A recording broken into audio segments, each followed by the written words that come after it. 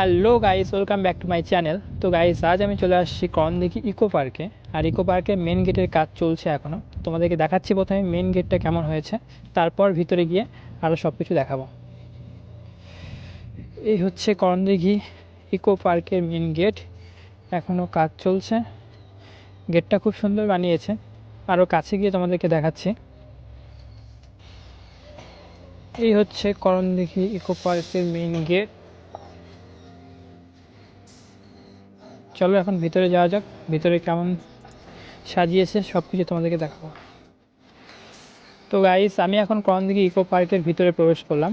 আর ভিতরে প্রবেশ করেই প্রথমেই যে লুকটা দেখাবো সেই লুকটা হচ্ছে এরকমটা। দেখো, এত সুন্দর একটা ভিউ, প্রতিটা জায়গাতেই পাথর বসানো। আর সামনে বসার জন্য বেঞ্চ নতুন লাগিয়েছে, এর আগে ছিল না। আর এদিকে কাজ চলছে রুমগুলোতে। আর এটাই হচ্ছে সেই শিব মন্দির যেখানে প্রতি বছর পয়লা বৈশাখে সবাই পুজো করে। সামনে যে পুকুরটা দেখতে পাচ্ছ, এই পুকুরে স্নান করে এই মন্দিরেই পুজো দেওয়া হয়।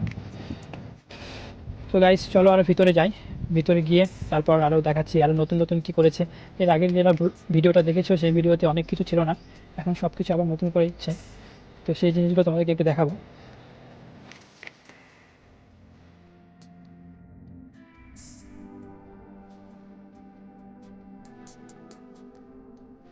এখন ইকো পার্কে একটু ভিড় বেশি, কারণ সামনেই 1 জানুয়ারি, অনেকেই পিকনিক করছে।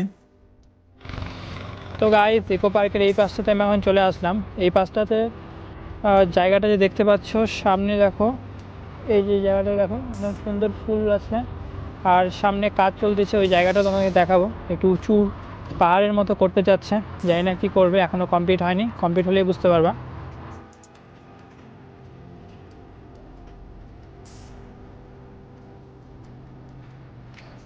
এই জায়গাটাতে মাটি কেটে পাহাড়ের মতো উঁচু করছে।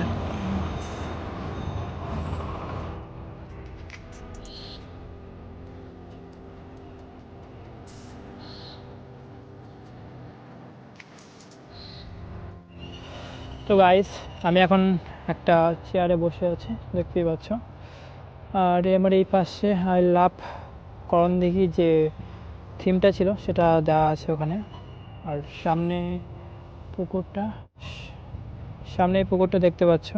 আর এত সুন্দর একটা পরিবেশ তৈরি করা হয়েছে, খুব সুন্দর লাগছে। আজ থেকে কিছু বছর আগে এসব কিছুই ছিল না, এখন নতুন তৈরি হয়েছে। জানি না, লোকের আসার আগ্রহটাও বেশি, সবসময় লোকজন এখানে থাকেই।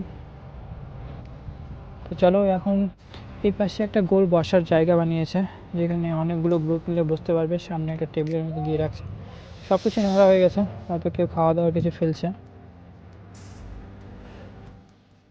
এটাই হচ্ছে করণদিঘি পার্কের এখন মেইন আকর্ষণ। এখানেই দেখো সবসময় লোকজন থাকে, সেলফি উঠায়, ফটো উঠায়। এর আগে আরও খুব সুন্দর ছিল, এখন তো কালার খারাপ হয়ে গেছে।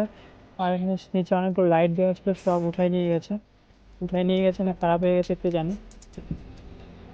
এই জায়গা থেকে সমস্ত পুকুরটা কিছুটা এরকম দেখায়, দূর থেকে মনে হয় রামধনু। করণদিঘি ইকো পার্কে দেখতে পাচ্ছ এইসব জিনিস খুব চলে। এই দেখো, কাচের বোতল ভেঙে রেখে দিয়েছে। তো গাইস, এই ছিল আজকের ভিডিওটা তোমাদের কেমন লেগেছে জানাবে কমেন্ট করে। আর তার সঙ্গে সঙ্গে করণদিঘি ইকো পার্কে যারা 1 জানুয়ারিতে পিকনিক করতে চাও তারা অবশ্যই আসতে পারো পিকনিক করতে।